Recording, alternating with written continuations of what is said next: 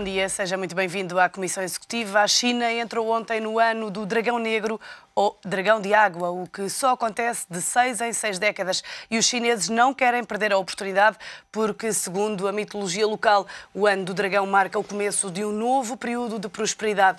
Os chineses bem podem dizê-lo. Os chineses despertaram para o mundo ou será que foi o mundo que despertou para os chineses? Uma coisa é certa, a maior potência exportadora do mundo não para de crescer e Portugal não lhe fica nem lhe é indiferente. Os nossos convidados de hoje conhecem bem a realidade do país e vão ajudar-nos a perceber como é que a China está a conquistar o planeta. Em estúdio temos connosco Francisco Banha, gestor, Carlos Beja, foi diretor do turismo em Macau, Pedro Rebelo de Sousa, advogado, e António Capinha, foi responsável pelo canal de televisão e rádio de Macau entre 1986 e 1990. A todos agradeço a vossa presença nesta Comissão Executiva e começo por si, Carlos Beja.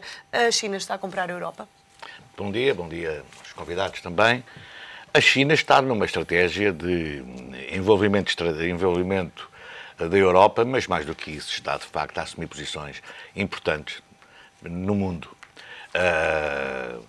Nos Estados Unidos, na Europa, na Austrália, na Rússia e em África. É preciso não esquecer que a China despertou neste século, no final do século XX, século XXI, para uma grande capacidade exportadora, onde matérias-primas e recursos energéticos são essenciais. E com o seu excedente, obviamente, da sua balança de pagamentos, vai conquistando importantes posições, sobretudo naquilo que lhes é mais preciso e fundamental. Matérias-primas, recursos, terra e água.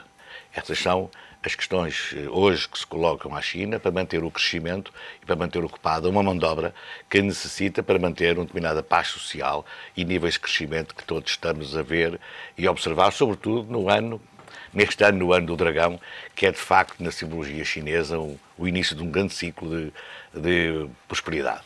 Os chineses acreditam verdadeiramente neste ciclo de vida através da sua mitologia. E seria interessante nós podermos observar o que se passa ou o que se passou este fim de semana na China.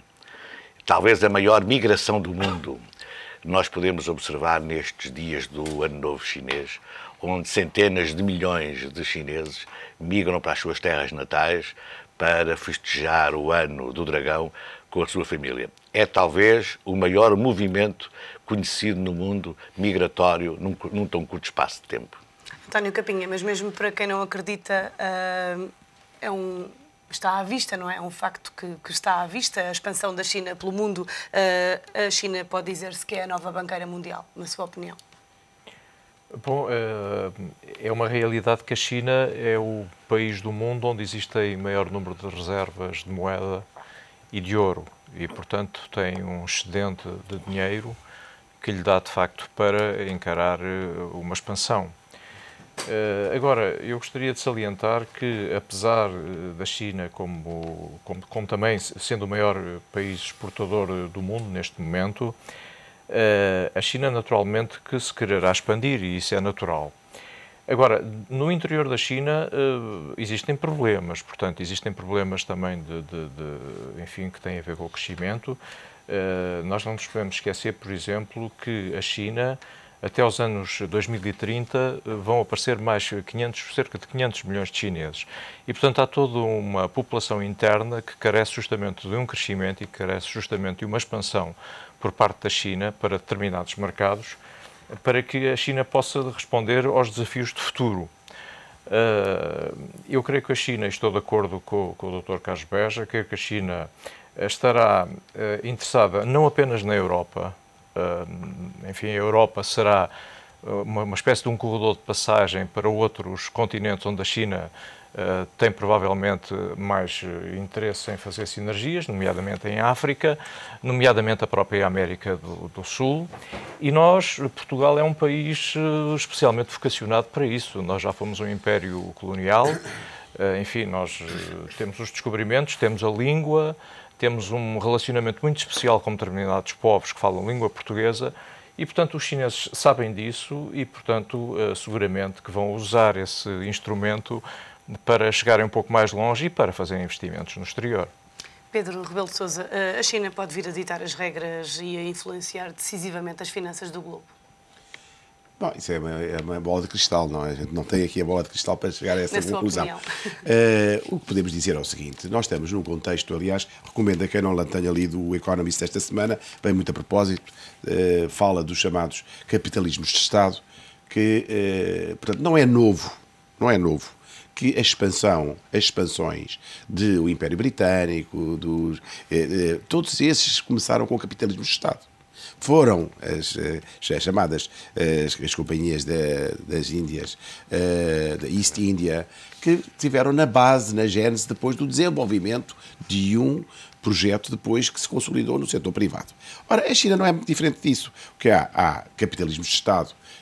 Os BRICS, aliás, com exceção da África do Sul, são verdadeiros capitalismos de Estado, à sua maneira, o mais mitigado no caso do Brasil, onde o Estado representa cerca de 40%, mais pronunciado na China, onde representa praticamente 80% e muito por cento.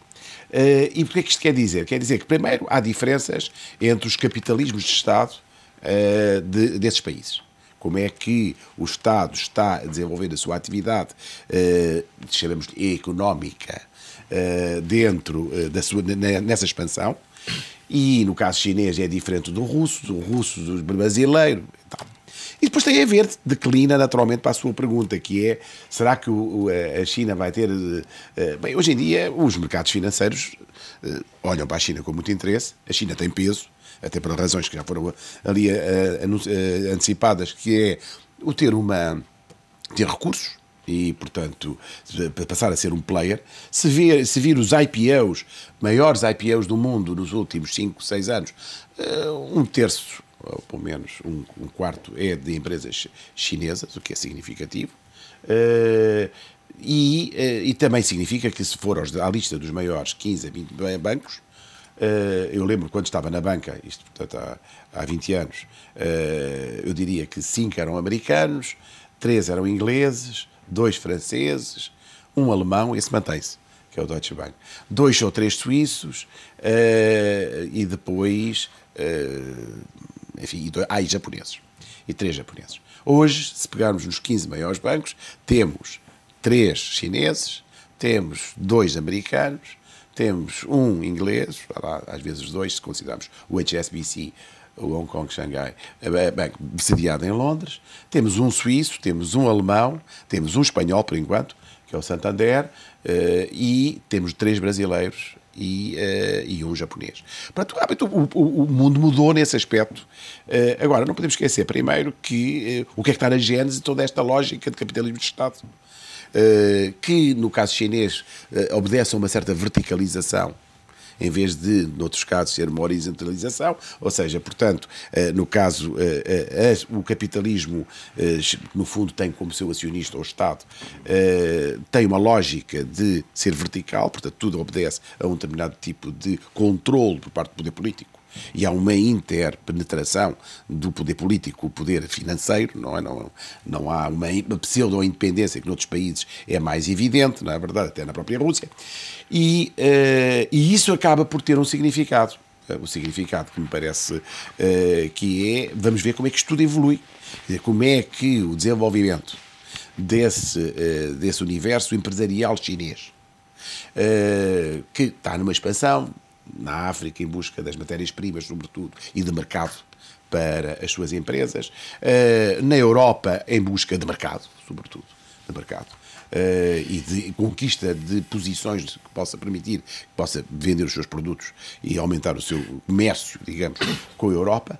E depois isto tem um lastro, naturalmente, financeiro, não é? Que é a banca segue, tem uma lógica que é a banca segue o cliente, follows the client. Portanto, atrás deste movimento que tem uma lógica empresarial e setorial, que é a energia, é o setor depois dos bens transacionáveis, quer dizer, eles têm uma lógica muito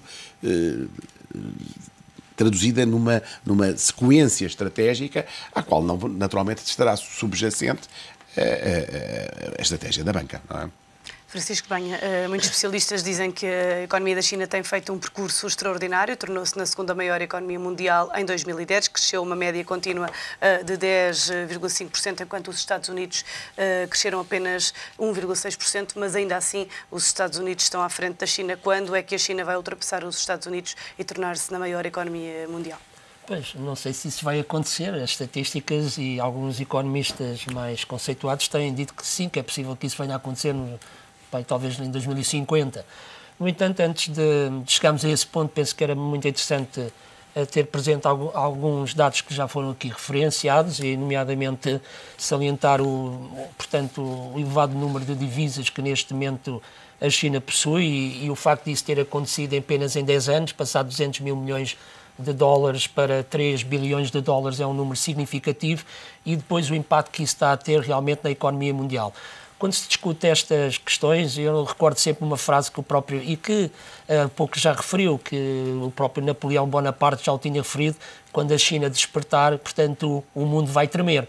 E, de facto, nas últimas 3 décadas, a crescer a uma taxa de média de 9,6%, é óbvio que os resultados desse crescimento vão naturalmente sentir-se. No entanto, é preciso referir que a China ainda tem muito a fazer, porque, apesar de tudo, apesar deste crescimento, não podemos esquecer que o produto interno bruto por capita na China é apenas de 5 mil dólares, ou seja, quase um quarto daquilo que é o nosso próprio produto interno bruto por capita em Portugal. E, portanto, ainda há aqui uma margem de progressão muito grande.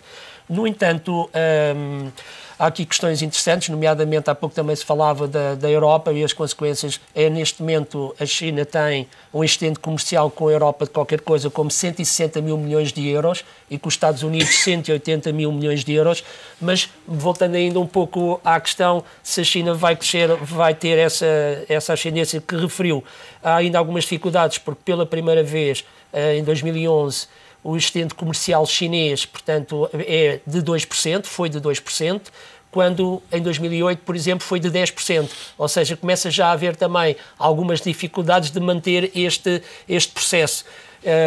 E aí vão naturalmente, e aquilo que acabou de referir, a influência também dos próprios chineses em tentarem serem um pouco mais proativos ao nível do mercado, nomeadamente financeiro, intervindo mais noutros países, começa a sentir-se, porque, por exemplo, ainda há poucos dias o Ministério dos Negócios ou do Comércio chinês, o Ministério do Comércio chinês referia que nos últimos 10 anos os investimentos estrangeiros ou os investimentos chineses aumentou qualquer coisa como 10 vezes, passando de 6.900 milhões de dólares para qualquer coisa como 69 mil milhões de dólares. É um valor significativo e, no caso particular, só para também se ter uma ideia de onde eles estão a investir, 30% do investimento estrangeiro na Europa foi concentrado em 2011, veja só onde, na Espanha, em Portugal, na Grécia e na Itália, precisamente países onde há algum déficit de financiamento e algum déficit de capitais também para fazer face aos problemas que têm. O Francisco considera que a China está a aproveitar-se das situações precárias de Portugal, Grécia, Itália e Espanha para diversificar o seu portfólio de investimentos globais? Não sei se é uma questão de aproveitar. Nos negócios, os negócios são muito... Nos negócios fala-se mais pela cabeça do que pelo coração. E por isso a China, naturalmente, há oportunidades, mas não é só pelo facto de, para além de já ter comprado dívida pública destes países, também tem estado agora a comprar participações em setores estratégicos, como já foi referido, no caso concreto em Portugal, da energia, mas também, por exemplo, em Londres, comprou 8,7% da empresa que faz a distribuição da água em Londres, o que diz bem dos setores onde a China está a investir. Carlos Beja, ainda assim, apesar de tudo o que temos referido aqui, a China ainda é considerada uma economia emergente. Quando é que vai deixar de o ser, ou o que é que precisa de fazer a China para deixar de ser uma economia emergente? Nós, verdadeiramente, estamos a assistir a alterações muito substanciais no próprio panorama educacional da China. Nós surpreendemos muito quando, há meia dúzia de anos, o inglês foi obrigatório no nosso pré-escolar. Na China, hoje, é obrigatório o ensino do inglês a partir dos 4 anos. Portanto, a futura geração, a geração que daqui a 25, 30 anos ou mais, porque os chineses têm um sentido de longevidade muito diferente do ocidental, assumirem, digamos, responsabilidade, será uma geração muito bem preparada para dialogar de uma forma culturalmente mais bem preparada com o Ocidente. O Dr. Pedro Rebelo de Sousa referiu aqui uma coisa que me parece muito interessante, que é o ciclo da história. Vamos lá ver, hoje o capitalismo-Estado chinês, de alguma forma, reinventa aquilo que, no passado, as potências ocidentais fizeram à China. Portanto, nós não temos que nos surpreender com isso. O que o Dr. António Capinha dizia uma coisa muito interessante. Porquê Portugal? Porque, de facto, Portugal tem este espírito de feitoria. O que foi o que nós fizemos, enfim, da nossa história colonial. E em relação à China, esta vantagem do português e de falar português em países que são de facto importantes para a China, caso os países de língua portuguesa, aqui acresce que através de algumas participações ou da aquisição de algumas participações, a China entra nesses países onde poderia ter algumas dificuldades a entrar. É evidente que, por exemplo, no caso do Brasil, o Brasil não olha com bons olhos uma entrada maciça dos capitais chineses. Porque, enfim, nós podemos compreender, podemos determinar que daqui a uns anos também haverá um confronto do ponto de vista estratégico entre a China e o Brasil, que são duas grandes potências emergentes. E, portanto, através de algumas... É um forte concorrente. Exato. E através da aquisição de algumas participações estratégicas, não se entra à boa maneira chinesa, não se entra pela porta, entra-se pela janela. E, portanto, são sempre formas muito subtis. Agora, eu entendo que a China tem, e do ponto de vista interno, problemas, porque nós não podemos esquecer de que este excedente comercial que foi criado e que terminou um grande movimento do campo para a cidade na China, sobretudo em busca do chamado emprego industrial, determina para a manutenção desse clima não pode haver quebras nas exportações, porque a classe emergente da China e o nível de consumo da China é muito baixo. E, portanto, a China, digamos, está num abraço de urso com os Estados Unidos e com a Europa, que são os seus principais mercados de consumo.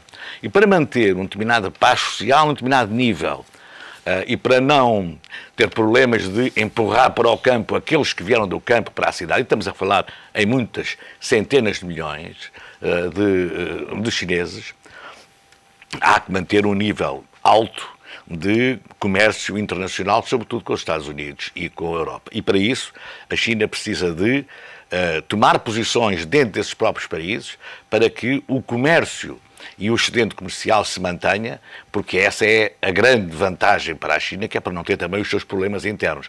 Isto é, mantém um excedente comercial e, de alguma maneira, controla alguns problemas internos que podia ter por um decréscimo acentuado do seu nível exportador. António Capinha, pegar aqui no ponto que o Carlos Beja referiu sobre os Estados Unidos, como é que, na sua opinião, vai ser o mundo com a China quando se tornar na primeira economia do planeta? As grandes decisões serão da China ou vão continuar a ser dos Estados Unidos? Há uma coisa que eu penso que manifestamente é difícil ver algumas dúvidas nisso, é que não tenho a menor dúvida que futuramente, dentro de algumas décadas, a China será a primeira potência mundial. Sê-lo-á porque se tem vindo a preparar para isso há muito tempo, desde o início da era de Deng Xiaoping, que houve uma modernização da agricultura, houve uma industrialização, quando na Europa e os Estados Unidos estavam a finalizar o processo de industrialização, estava a China a começá-lo, ou estava a China a iniciar esse processo de industrialização. Isso avançou de uma maneira muito rápida e muito inteligente. A China não cometeu os erros da antiga União Soviética, que se desmembrou, portanto, deixando cair toda a construção industrial que tinha feito. Pelo contrário, absorveu aquilo que o Dr. Pedro Rebelo de Sousa chama o capitalismo de Estado, fê-lo através de um partido que é um partido que, portanto, domina as Forças Armadas, domina a parte política e domina o governo, não é? Controla, portanto, estas três componentes. A China tem um exército de 3 milhões de homens preparados e 2 milhões de reservistas.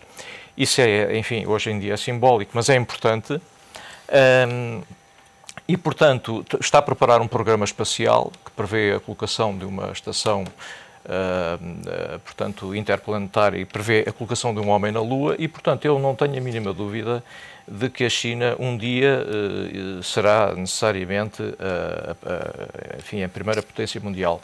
Depois temos aqui fatores importantes que são o seguinte: nos últimos anos, nas últimas décadas, para além daquilo que foi o crescimento da China, de cerca de entre 8% e 9% nos últimos 30 anos, o Ocidente, quando digo o Ocidente, digo os Estados Unidos e a Europa, numa política de globalização e numa política de consumo, colocaram uma parte importante do setor industrial em países emergentes, nomeadamente na China.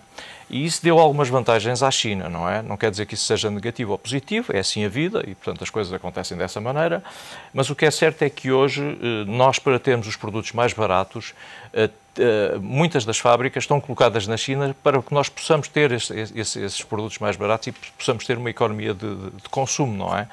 E, portanto, isso ajudou também a China a transformar-se numa potência, enfim, com uma grande expressão financeira e económica.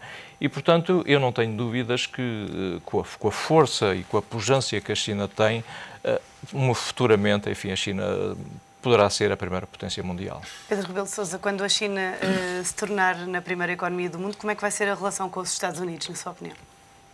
Eu acho que estamos aqui num exercício de futurologia que eu não sei, não serei capaz, não sei que tipo de Estados Unidos teremos na ocasião, não sei que tipo de Europa teremos.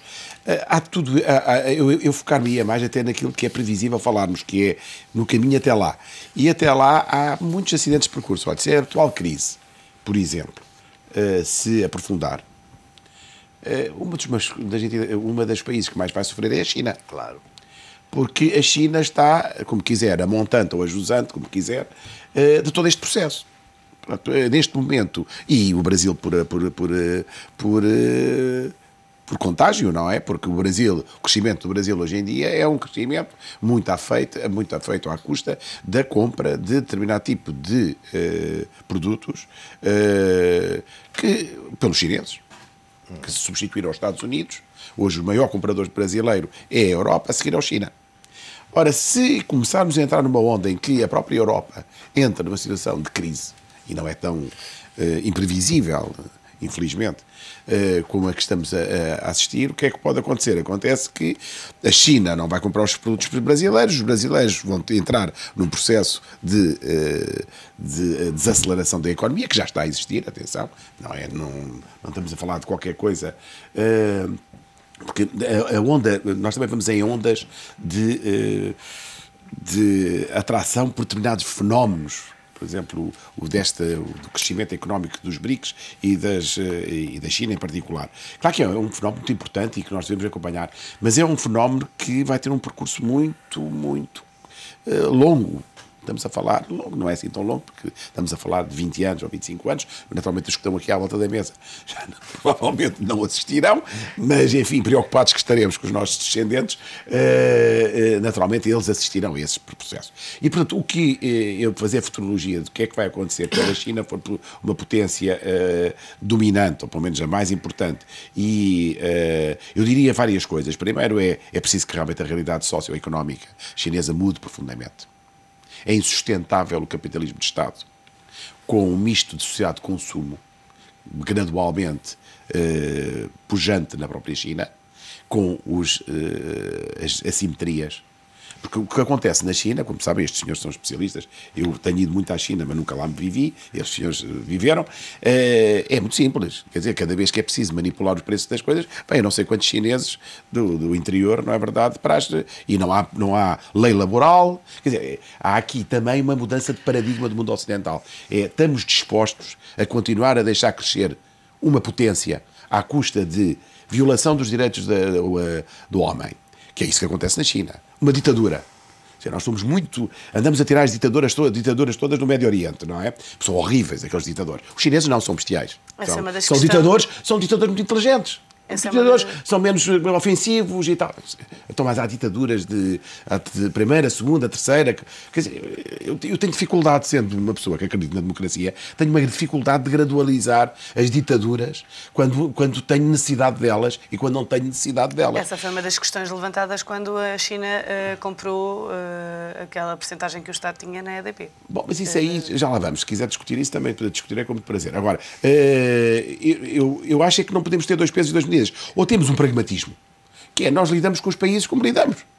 E pronto, e não nos intrometemos na política interna desse país. O país faz a sua política interna. É claro que o mundo ocidental está a perceber que a política interna desse país faz com que esse país consiga comprar a dívida externa dos outros países, não é verdade? Criar uma reserva brutal de recursos, subverter e fazer dumping de preço, contrafação de tudo o que é produto, seja de luxo ou seja não de luxo. Quer dizer, vamos continuar a ter isso. Tenho grande dificuldade em acreditar que a Europa, uma senhora gorda, velhota, cheia de problemas, de menopausa, e portanto tem que resolver esses problemas, não é verdade? Mas é que agora a medicina está muito adiantada e, portanto, é capaz de resolver. Mas é uma senhora gorda, não estou-me a referir à Merkel, que acho que não sei se já está nessa fase. Feitio está, mas não sei se está. Não sei bem a idade dela. Mas quer dizer, o problema é este. Não sei se a Europa e os Estados Unidos vão continuar a deixar engordar a porca, com todo o respeito que tenho pelo processo chinês. Atenção, acho que o processo chinês é fascinante e se o regime souber fazer evoluir esse capitalismo de Estado, evidente, para um capitalismo gradual em que até pode ser que se crie um modelo virtuoso. Atenção, uma vez que há uma falência dos modelos tradicionais, como se viu, não é? Andámos aqui para o capitalismo, o socialismo, pois pode ser que de repente dali nasça algo que nós não conhecemos, temos sempre dúvidas, não é? Quando atravessamos ali o Rubicão dos 50 anos, a gente começa a ter mais dúvidas que certezas e, portanto, temos muitas dúvidas que se vai inventar algo de novo ao Oriente. Mas eu desejo intimamente que haja uma evolução, porque tal como está é uma receita de desastre, porque nem os Estados Unidos são parvos, nem até agora andamos todos a fazer este jogo, é como monopólio. Lembram-se quando a gente brincava o monopólio? Depois a gente já não gosta é quando deixa de estar lá, não é? Vai à falência, vai até ao banco, e o banco vai-nos emprestando dinheiro. Até chega um momento que eu queria comprar a Avenida da Liberdade e não compro. Aí já fico chateado. Portanto, eu acho que aí a grande questão, e acho que é a de saber até que ponto é que há os condimentos, e culturalmente, já foi aqui dito, eles têm feito passos muito interessantes. Eles têm um sistema educacional que está a ser alterado. Mesmo do ponto de vista social, as empresas privadas, ou proto-privadas, assim, já têm algum tipo de preocupações. A lógica de utilizar Hong Kong e até de utilizar Macau, nós é que aí a culpa é mais nossa do que deles. Isto é como a Espanha, não é? A gente queixa-se sempre da nossa relação com a Espanha. Eu sempre tive a convicção de que, primeiro, num casamento, ou não casamento, numa relação, a culpa são sempre bilaterais. Mas acho espantoso é que com a China, nós é que temos feito tudo para manter. A gente fala sempre da língua, deixe-me cá vender um peixe, porque sou advogado, que ao direito. O que subsiste em Macau, para além de os chineses quererem usar Macau para o mundo de língua portuguesa, os chineses, não somos nós, os chineses, de quererem achar que Macau pode ser uma plataforma e tal, temos o direito. E devo-lhe dizer uma coisa, quer antes, quer no passado, quer agora, fizemos muito pouco. Muito pouco. Muito pouco para manter, para além da língua, que já não é pacífica com o acordo ortográfico, como sabemos, mas enfim, ultrapassemos isso e com o Instituto Camões sem recursos e sem uma política de coordenação com os outros países de língua portuguesa, mas que se quererão, o direito é fundamental. Já me estendi, peço desculpa, mas fui-me entusiasmando para chegar a vender o meu peixe. Já continuamos a conversar, fazemos agora uma curta pausa neste Comissão Executiva, voltamos já de seguida, volte connosco à Terra.